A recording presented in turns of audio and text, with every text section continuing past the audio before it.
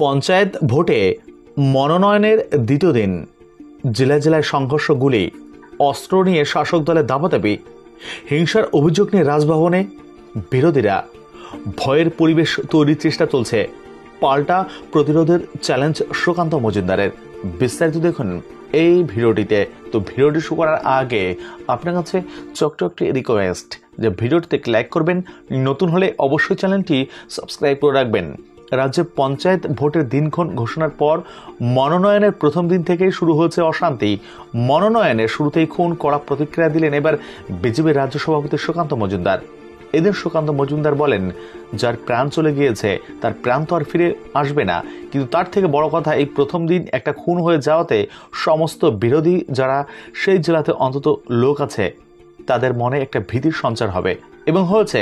এবার যাদেরকে গ্রেপ্তার করা হয়েছে তাদেরকে কিছুদিন পরে ছাড়ানোর ব্যবস্থা করবে, আবার জামিনও দেওয়ার ব্যবস্থা করবে।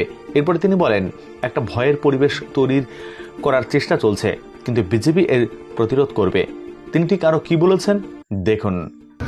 মমতা বন্দ্যোপাধ্যায়ের বেলুন ফেটে গেছিল সেটা, যদিও আমরা দাবি জানিয়েছি পরবর্তী নির্বাচনে, কেন্দ্রীয় নির্বাচনের যেটা নিয়ম, নির্বাচন কমিশন বহুবার বলেছে যে কোনো কন্ট্রাকচুয়াল যারা কর্মচারী, যেমন সিভিক ভলেন্টিয়ার তারাও কন্ট্রাকচুয়াল কর্মচারী, প্যারা টিচার, আরও এরকম কন্ট্রাকচুয়াল কর্মচারী আছে, তাদেরকে নির্বাচন প্রক্রিয়া থেকে বিরত রাখার জন্য আমরা মাননীয় রাজ্যপালের কাছে সেই অনুরোধ জানিয়েছি। আমরা তৃতীয় যে অনুরোধটা জানিয়েছি তা হচ্ছে সিসিটিভি করা বা সিসিটিভি রাখা, বিশেষত নির্বাচন কেন্দ্রে অর্থাৎ বুথে এবং গণনা কেন্দ্রে, এবং সেই সিসিটিভির ফুটেজ যেন বাইরে আসে।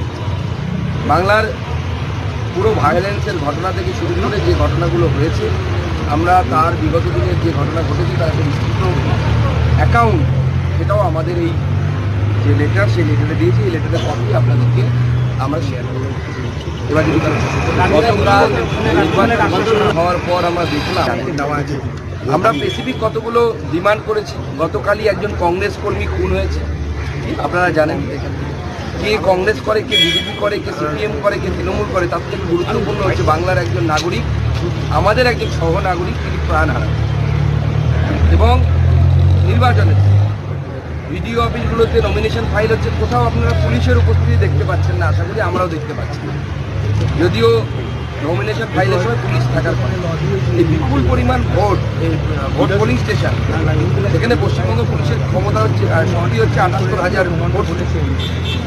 আমরা বলেছি যে এই যে বিপুল সংখ্যক বুথে যদি সত্যিকারের আইন শৃঙ্খলা পরিস্থিতি বজায় রাখতে হয়, তাহলে পরে অবশ্যই পশ্চিমবঙ্গ পুলিশকে সম্ভব হবে না, কেন্দ্রীয় বাহিনী। দেখুন, এটা সম্পূর্ণ বেআইনি কাজ এবং আমরা এর বিরোধিতা করছি। রাজ্য নির্বাচন কমিশন আমার মনে হয় ভারতবর্ষের আইনের ঊর্ধ্বে নয়, কোর্টের ঊর্ধ্বে নয়। স্বাভাবিকভাবে তাকে এই আইন কানুনগুলো মেনে চলতে হবে। কোনোভাবেই সিভিক ভলেন্টিয়ারকে ভোটের কাজে নিয়োগ করা যাবে না, কারণ ভোটের সাথে আইন শৃঙ্খলা পরিস্থিতি অঙ্গাঅঙ্গিভাবে জড়িত। আইন শৃঙ্খলা যদি ঠিক না থাকে তাহলে ভোট হবে না, নির্বাচন হবে না। আমরা চাই যে এইভাবে এই ভোটে সিভিক ভলেন্টিয়ারদের শুধু নয়, কোনো কন্ট্রাকচুয়াল কর্মচারী, কারণ কন্ট্রাকচুয়াল কর্মচারী চাকরি হচ্ছে শর্তাধীন। আপনি কন্ট্রাক্ট মানলে আপনার চাকরি থাকবে, নাহলে চাকরি থাকবে না। স্বাভাবিকভাবে সে মানসিকভাবে চাপে থাকে যে তাকে সরকারের কথা শুনে চলতে হবে। অর্থাৎ নিরপেক্ষ নির্বাচন করার ক্ষেত্রে কোনো কন্ট্রাকচুয়াল কর্মচারীর ইনভলভমেন্ট থাকা উচিত নয়। কোন জায়গায় শতাব্দীরাই সম্ভবত সেটা জানেন, তাই তিনি ভয় পাচ্ছেন যে ভলক্যানোটা আউটবাস্ট, আগ্নেয়গিরিটা অগ্নুৎপাত হওয়ার সময়ের অপেক্ষা।